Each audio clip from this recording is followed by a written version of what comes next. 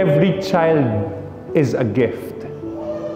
And when he or she is received in the proper timing, it will be the sweetest gift for the couple.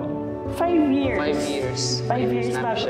Pero hindi siya kasi yung first na binigay sa amin. Merong dalawang nauna na dalawang nauna tapos siya yung nabuo. Kaya very precious sa amin si Hailey.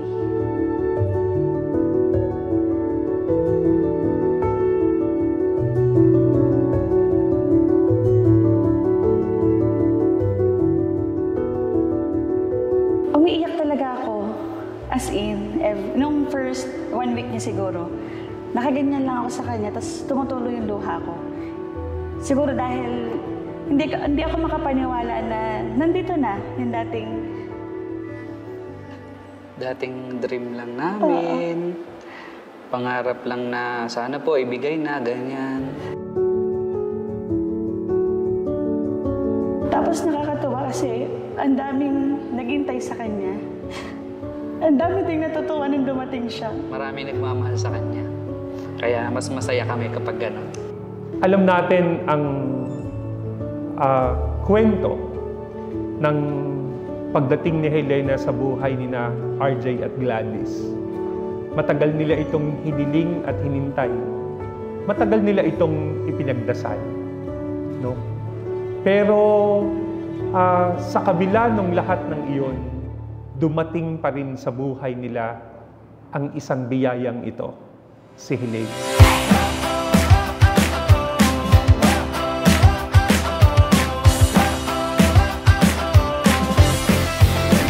Bakit Helena?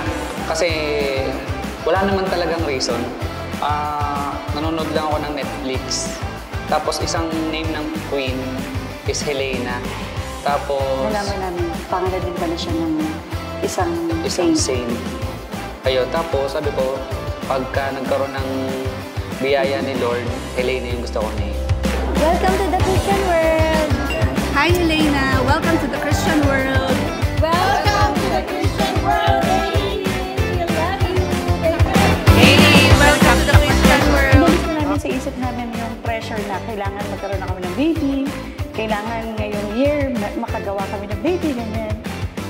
Hanggang sa dumating siya sa hindi namin ina-expect na pagkakataon talaga. Kasi nandun na kami sa time na parang, sige, hayaan na lang natin, huwag na natin ipilit. Welcome to the Christian world! Hey! Welcome to the Christian world! Yung smile niya, at saka yung mismo itsura niya, parang pag nakita mo pa lang siya, ay, tanggal na lahat ng pagod mo, yung first week na puyat ka, nawala lahat. Parang pag nakita ko siya, nabablanko lahat. Yung mga iniisip ko, mga problema, yung mga gawain, nag-stop muna. Parang ito lang siya. Ako lang to. At ako lang ang mundo mo. Promise ko sa kanya. Promise ko ibigay ang, siyempre, ang puso ko nasa nanay niya. Kahati na siya, siyempre.